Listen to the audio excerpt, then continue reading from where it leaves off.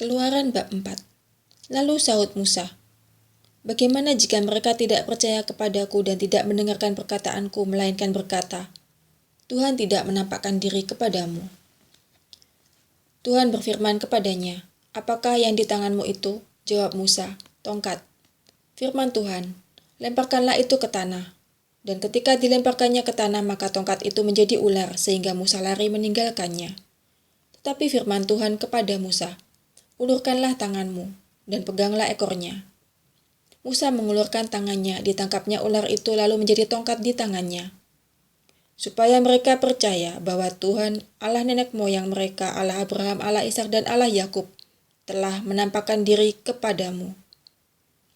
Lagi firman Tuhan kepadanya, "Masukkanlah tanganmu ke dalam bajumu." Dimasukkannya tangannya ke dalam bajunya, dan setelah ditariknya keluar, maka tangannya kena kusta, putih seperti salju. Sesudah itu firman-Nya, "Masukkanlah tanganmu kembali ke dalam bajumu." Musa memasukkan tangannya kembali ke dalam bajunya, dan setelah ditariknya keluar, maka tangan itu pulih kembali seperti seluruh badannya.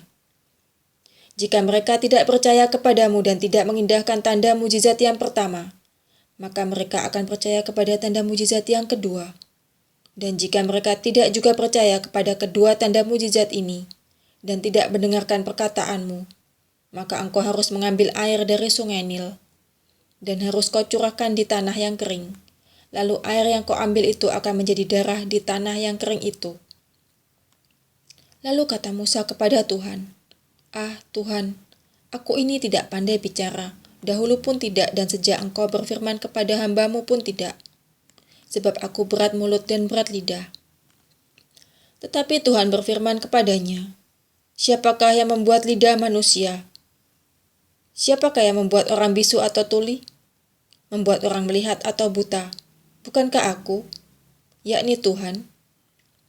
Oleh sebab itu pergilah, aku akan menyertai lidahmu dan mengajar engkau apa yang harus kau katakan." Tetapi Musa berkata, "Ah Tuhan, utuslah kiranya siapa saja yang patut kau utus." Maka bangkitlah murka Tuhan terhadap Musa dan ia berfirman, "Bukankah di situ Harun, orang Lewi itu kakakmu? Aku tahu bahwa ia pandai bicara.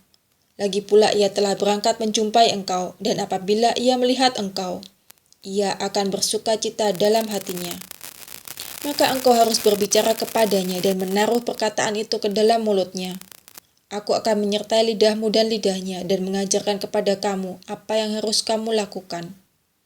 Ia harus berbicara bagimu, kepada bangsa itu. Dengan demikian, ia telah menjadi penyambung lidahmu,